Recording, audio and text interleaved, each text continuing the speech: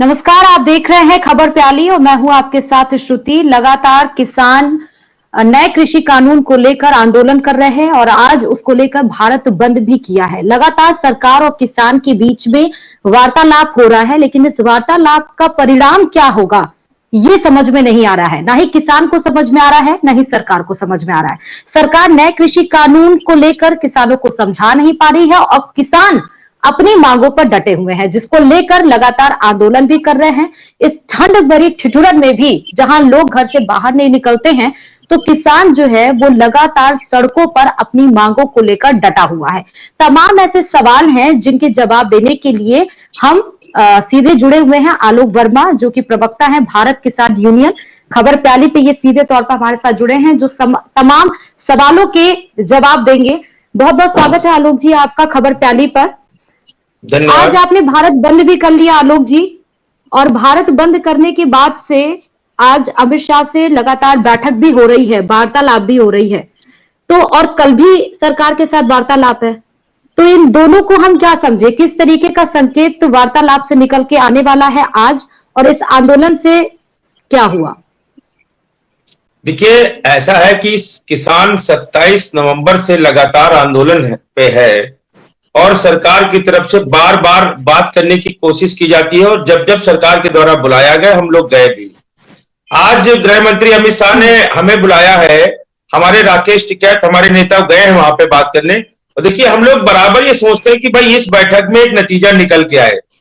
किसानों की क्या मांग है ये पूरी दुनिया जानती है, पूरा भारत जानता है और सरकार को भी पता है कि किसानों की क्या मांग है, क्योंकि 5 जून जब से ये बिल आया है तब से किसानों से क्या क्या, मतलब इस बिल से किसानों को क्या क्या दिक्कतें हैं, हजारों चिट्ठियां मुख्यमंत्री के माध्यम से सीधे प्रधानमंत्री को किसान संगठनों ने दी है। और मेरा उम्मीद है कि आज की बैठक में कुछ हो सकता है, कोई झरोखा खुले, कोई ऐसा रास्ता निकल आए जिससे कल की बैठक हम लोग की अच्छी हो और किसान की सारी मांगे सरकार मान ले और किसान वापस चला जाए। ये आखिर आलोक जी, ये गृह मंत्री को इस मैदान में कूदने की जरूरत क्यों पड़ी? राज्य सरकारें या कृषि कानून मंत्री इस मसले को क्यों नहीं हल कर पाए? देखिए श्रुति जी, मैं आपको बताऊं कि ये तो भारत की बड़ी विडंबना है कि जिसने धनिया कभी नहीं बोया वो आज देश का कृषि मंत्री है। और ये जो बिल है, मैं दावे के साथ कह रहा हूं कि इस बिल को सरकार ने नहीं बनाया है, ना तो सरकार के अधिकारियों ने बनाया है। इस बिल को बड़े बड़े पूंजीपतियों ने बनाया है और पूंजीपतियों ने सरकार को ऐसे भ्रमित करके रखा है कि सरकार उस चीज से किसानों को न जाने क्यों नहीं देख पा रही है कि किसान हितैषी है। भाई आप एक चीजें बताओ, हमने तीनों बिल के बारे में बता दिया, सरकार से विस्तृत बात भी हो गई और अब हमारा सीधा से एक सवाल है सरकार से कि आप हमारी मांगों पे यस या नो में जवाब देंगे। कोई ज्यादा लंबी बात नहीं होगी, सिर्फ यस या नो। अब सरकार देखते क्या बात करती है इसमें। और आपकी मांगे क्या है, किसानों की मांगे क्या है? देखो श्रुति जी, मुझे 5 मिनट का समय दीजिए, मैं आपको पूरी बात बताता हूं कि भारत सरकार के द्वारा 5 जून 2020 को जो 3 कृषि कानून लाए गए, उसमें एक कानून में यह कहा गया कि किसान अपनी फसल को पूरे देश में कहीं भी बेच सकता है, चाहे मंडी में बेचे और चाहे बाहर प्राइवेट सेक्टर में बेचे। देखिए, प्रधानमंत्री जहां पर ये कहते हैं कि वन नेशन वन मार्केट, फिर हमारे लिए मंडी और प्राइवेट सेक्टर दोनों क्यों खोल दिए गए?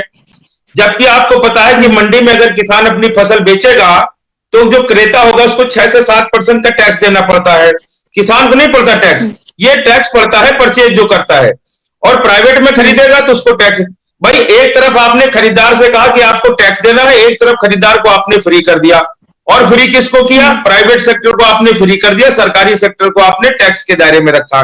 सबसे पहली बात तो ये बताओ, अब ये किसान जो है मंडी में कहां लेके जाएगा अपनी फसल? वो तो प्राइवेट सेक्टर को बेच देगा और प्राइवेट का भी आदमी बाहर ही खरीदना पसंद करेगा, मंडी में खरीदेगा नहीं तो उसे 6 से 7% का टैक्स देना पड़ेगा। तो देखो, मंडियां धीरे धीरे जब खत्म हो जाएंगी तो एमएसपी जो है, जो किसान का मूल अधिकार है, वो उसके हाथ से निकल जाएगा। फिर तो हम प्राइवेट हाथों में आ गए। दूसरा बिल इन्होंने ये किया है कि आवश्यक वस्तु भंडारण अधिनियम 1955 का कानून है, जिस पर सरकार ने संशोधन कर दिया। आप ये बताओ कि कोरोना में जब इस देश की सारी व्यवस्थाएं बंद थी, उस समय किसान सीधे अपने खेतों से फल सब्जियां लेके आता था और लोगों तक, कंज्यूमर तक इसको बहुत ही सस्ते दाम पे पहुंचाता था। 10 रुपए का 3 किलो आलू आपने भी खाया होगा, 5 से 6 रुपए किलो का प्याज आपने भी खाया होगा।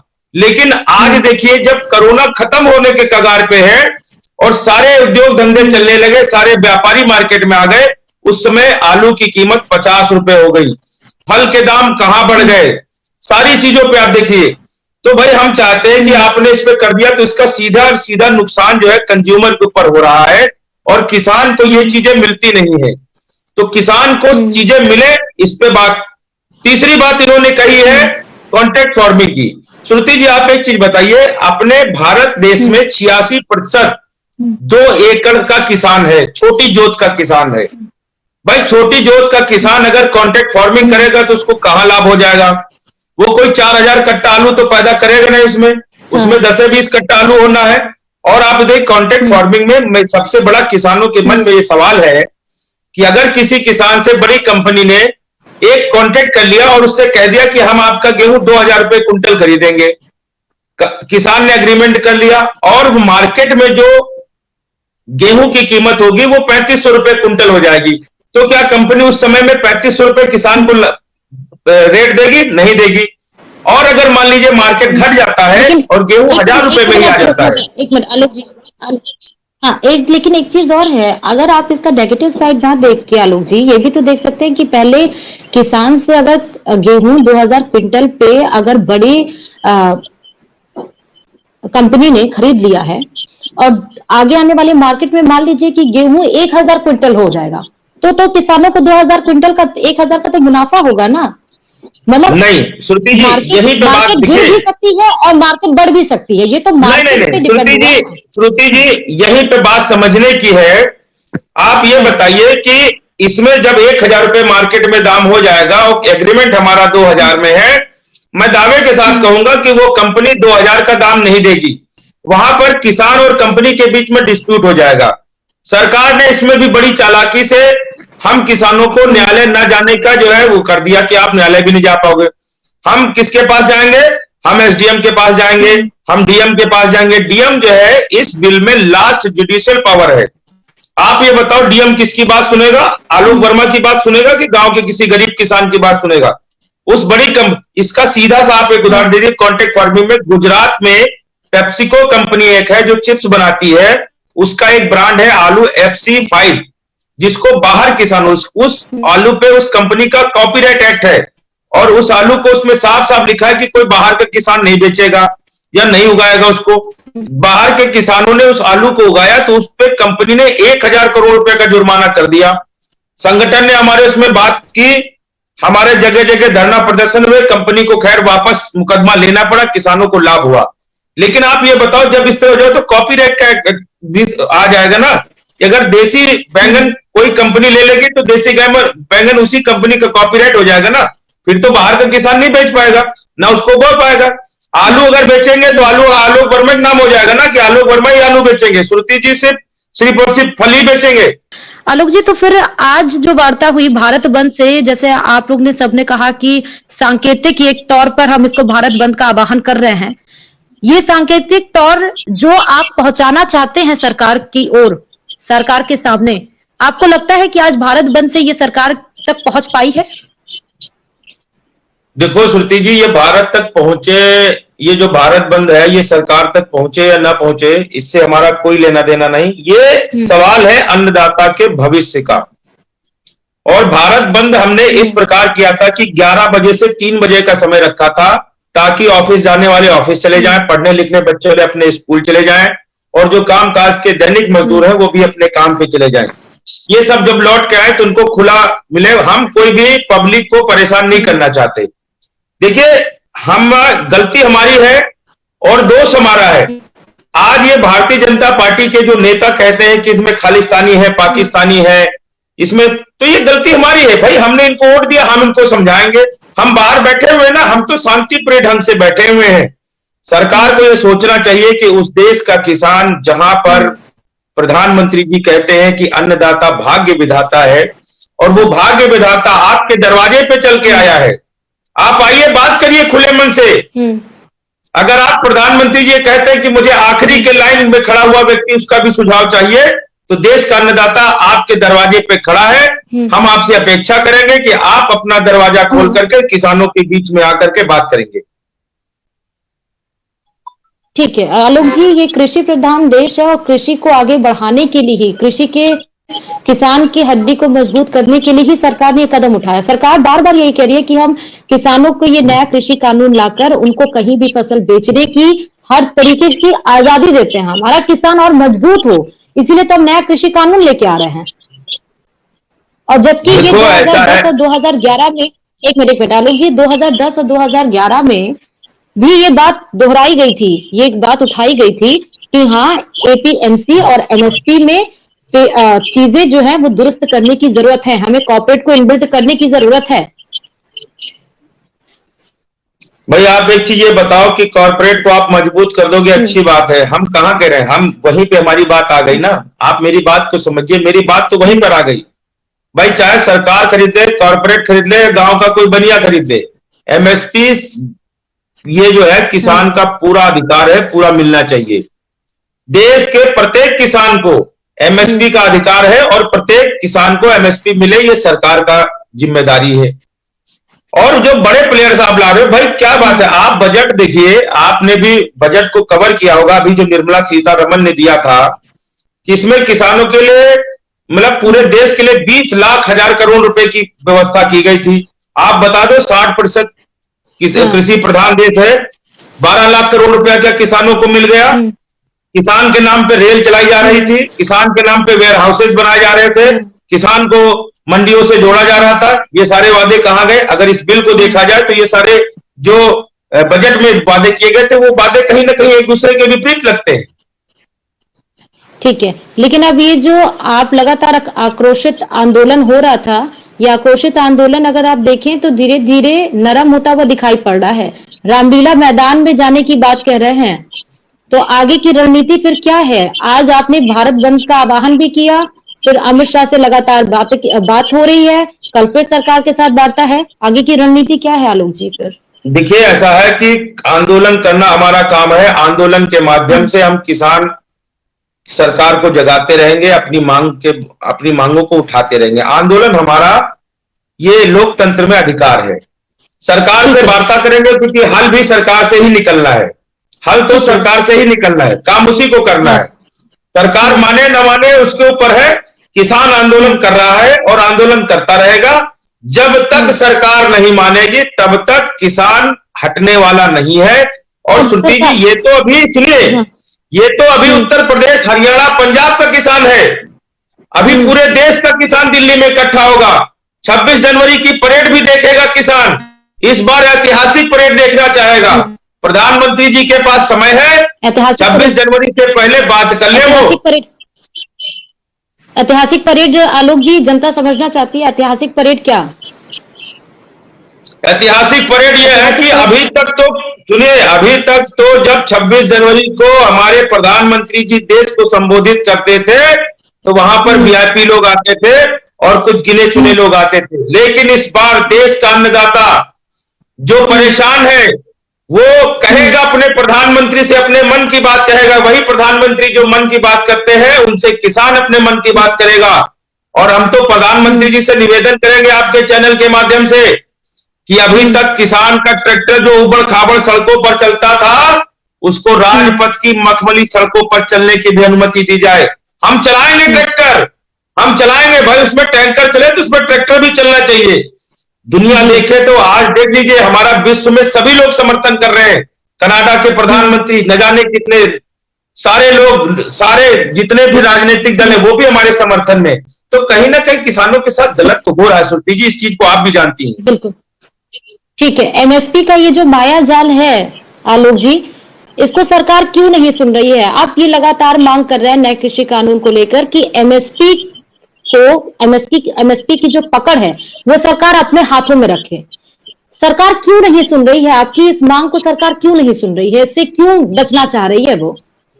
देखो, एमएसपी से सरकार इसलिए बचना चाहती है कि एमएसपी को अगर गारंटीड कानून कर देंगे तो आपको पता होना चाहिए कि शांता कुमार जी की एक रिपोर्ट है कि भारतवर्ष में केवल 10% किसानों को ही एमएसपी का लाभ मिल पाता है। सरकार बड़ी बड़ी एजेंसियों के माध्यम से बड़ी बड़ी खरीदारी के वादे करती है और उत्तर प्रदेश जैसे इतने बड़े प्रदेश में एमएसपी का लाभ सिर्फ 6 से 7% किसानों को मिल पाता है। तो ये जो इनके जो एजेंट है ना, जो इनके बीच के बिचौलिए जिनको हम लोग कहते हैं, जिसको कहती है सरकार कि हमने खत्म कर दिया है, तो भाई आप ये सोचो कि 6% किसानों को एमएसपी का लाभ मिला, तो बाकी के जो 94% किसानों का खरीदारी होनी है वो तो प्राइवेट से ही होती है ना। उसको सस्ते मध्य में खरीद करके सीधे उसको सेंटर पे दे दिया जाता है। हम चाहेंगे कि एमएसपी अगर गारंटीड हो जाए तो चाहे कोई खरीद ले। 1868 धान का कीमत है, 1868 का पैसा दे भैया, चाहे ननकू खरीदे, चाहे रज्जाक खरीदे और चाहे मंडी खरीद ले, कोई खरीद ले। अब थोड़ा राजनीतिक एंगल पे आते हैं आलोक जी, टाइम होने वाला है, लेकिन 2 सवाल हैं बस जिससे आपकी राय जानना चाहते हैं। तमाम राजनीतिक पार्टियां आपका सपोर्ट करने के लिए मैदान में कूदी हैं, चाहे वो अखिलेश यादव हो, चाहे वो कांग्रेस हो, टीआरएस हो, आप हो, शिवसेना हो, लगातार समर्थन दे रही है, किसानों के साथ है। लेकिन जब इनकी सरकार आती है तो वही किसानों के लिए कहां चले जाते हैं, या जब लगातार किसान के लिए नए, जब इसको ऑर्डिनेंस के रूप में लाया गया, फिर बिल, फिर उसके बाद कानून बना, तभी कहां चुप थे। आज जब किसान मैदान में उतरे तो ये समर्थन देने के लिए आ गए। देखो श्रुति जी, किसान एक ऐसा खिलौना है कि जिसके साथ प्रकृति भी खेलती है और राजनीतिक दल भी खेलते हैं। आज अगर ये सब लोग हमारे समर्थन में खड़े हैं, मैं इनका स्वागत करता हूं, क्योंकि श्रुति जी जो देश का अन्नदाता दिल्ली में है उसमें जरूरी नहीं है उसमें सारी पार्टियों के लोग हैं। भाई वो हम किसान बिरादरी से हैं, हम सपा को भी वोट करते हैं, हम कांग्रेस को भी वोट करते हैं, हम भाजपा को भी वोट करते हैं। और रही बात समर्थन की, तो राजनीतिक दल हमें दिन का समर्थन दे सकते हैं, हमारे नाम पे वो राजनीति कर सकते हैं। भाई जिस राजनीतिक दल को समर्थन देना हो, अपना झंडा टोपी बिल्ला घर रख के आओ, हमारे साथ खुले आसमान में 3 दिन कंबल के नीचे सो के दिखाओ, हम जान जाएंगे भाई आप समर्थन दे रहे हो। ये तो सुबह आते हैं शाम को चले जाते हैं। बिल्कुल। और आखिरी सवाल की मंडियों का भविष्य आप किस तरह से देख रहे हैं, अगर ये नया कृषि कानून को वापस लिया जाता है या नहीं लिया जाता है, ये तो आने वाला वक्त बताएगा। आपके नजरिए से आने वाला भविष्य मंडियों का क्या है आलोक जी? मंडी तो खत्म हो जाएगी श्रुति जी, मंडी खत्म होनी है। आप ये बताओ, इसका मैं सीधा उदाहरण आपको देता हूं कि उत्तर प्रदेश सरकार ने धान खरीदारी से पहले 3 सरकारी एजेंसियों को बाहर कर दिया, जिसमें एग्रो कल्याण संघ और एक एजेंसी और थी, 3 एजेंसियों को बाहर कर दिया। आप देख लीजिए एफसीआई की आप रिपोर्ट निकालिए, एफसीआई को पिछले 3 साल की सब्सिडी नहीं मिली है, वो एफसीआई घाटे में चल रही है। और इस बार धान खरीदारी का जिम्मेदारी भी एफसीआई को दे दी गई। जब सरकारी एजेंसी के पास पैसा नहीं है, उसको सब्सिडी उसको नहीं मिल रही, तो कहां खरीद पाएगी? आप इसी से अंदाजा लगा लो। तो मंडी तो खत्म होनी है। जब मंडी को टैक्स नहीं मिलेगा तो मंडी कहां से चलेगी आप बता दो। हमें तो नहीं लगता मंडी चलेगी। आज नहीं खत्म होगी, 2 साल में खत्म हो जाएगी, खत्म हो जाना जी। ठीक है, एक आखिरी सवाल बस आलोक जी, ये जो आप अभी आपने कहा कि सरकार से ही हल निकलेगा, सरकार से ही हम बात करेंगे और सरकार को ही इस मसले को सॉल्व करना है। किसान होने के नाते और एमएसपी को आप हटाने की बात कर रहे हैं, एपीएमसी के ऊपर खतरा मंडरा रहा है, ये आप लगातार कह रहे हैं। बीच का रास्ता आपके नजरिए से क्या होना चाहिए जिसपे सरकार भी खुश रहे, सरकार की बात भी रह जाए और किसान भी खुश रहे, किसान का भविष्य भी जो है वो मजबूत रहे? देखिए श्रुति जी, आपने बहुत अच्छा सवाल किया, बहुत अच्छा सवाल किया और मैं इस पर बहुत जल्दी उत्तर देता हूं। देखिए, हम लोगों की मांग है कि सरकार एमएसपी को गारंटीड कानून बना दे और ये जो 3 बिल हैं, इन 3 बिल को सरकार हटा दे और 3 की जगह 5 बिल लेके आवे, 5 बिल। लेकिन सरकार किसानों के साथ, किसान संगठनों के साथ बैठ करके खाका तैयार करे, फिर बिल लेके आवे। और ये 5 बिल आपके नजरिए से क्या होने चाहिए? छोटे छोटे भाई 5 बिल होने चाहिए आपको। बिल्कुल 5 बिल हो। सबसे पहले विपणन हो जाए, एमएसपी उसको मिल जाए, एक समानांतर बिजली की व्यवस्था होनी चाहिए, जिससे पंजाब हरियाणा में तो किसानों के लिए बिजली फ्री है, उत्तर प्रदेश में कितनी महंगी बिजली आपने देख लिया। पराली की जो व्यवस्था है उसको ठीक करना चाहिए। एक सेकंड आलोक जी, थोड़ा नेटवर्क का इश्यू है, एक सेकंड आपकी आवाज, एक सेकंड आलोक जी फिर से मैं चाहती हूँ आप रिपीट कर लीजिए। ये पांच जो आप कह रहे हैं कि 3 बिल को हटा के 5 लाने चाहिए सरकार को, मैं कह रहा हूँ, सुनिए 5 मैं ये कह रहा हूं कि सबसे पहले सरकार तो एमएसपी को गारंटीड कर दे। दूसरा, मंडियों पे ही वन नेशन वन मार्केट को लेकर मंडियों का ही विकल्प दे। तीसरी चीज, जो किसान है ये कॉन्ट्रैक्ट फार्मिंग खत्म होनी चाहिए। चौथी चीज, एक समानांतर बिजली का व्यवस्था होनी चाहिए। जैसे पंजाब हरियाणा में बिजली फ्री है तो उत्तर प्रदेश में ना फ्री करो तो सस्ती बिजली दो। और एक चीज और है कि जो पराली के नाम पे किसानों को परेशान किया जा रहा है एनजीटी के आदेश को लेकर के, इस पे कोई एक बढ़िया विकल्प ढूंढना चाहिए। पराली के लिए कोई बढ़िया विकल्प ढूंढे कि पराली को कुछ ना कुछ सरकार करे। और यही डिमांड है। लेकिन पराली की समस्या बहुत ज्यादा है, जिस तरह से एनवायरनमेंट पॉल्यूट हो रहा है आलोक जी, इस पे ये पांचों डिमांड आप रख के लेकर जो पंजाब से हरियाणा से लेकर दिल्ली कूच कर चुके हैं और इतने ठंड में सड़क पर बैठ के आंदोलन कर रहे हैं, ये पांचों मांग आपको लग रहा है कि सरकार मानने के लिए तैयार है? भाई नहीं मानेंगे तो मनवाएंगे, सरकार तो हमारी है ना, सरकार तो हम ही लोगों ने चुन के भेजी है। और हम तो सरकार के कर्जदार है नहीं, सरकार हमारी वोट की कर्जदार है। तो सरकार नहीं मानेगी, आज नहीं मानेगी, 10 दिन में मानेगी, 10 दिन बनेगा, 15 दिन में।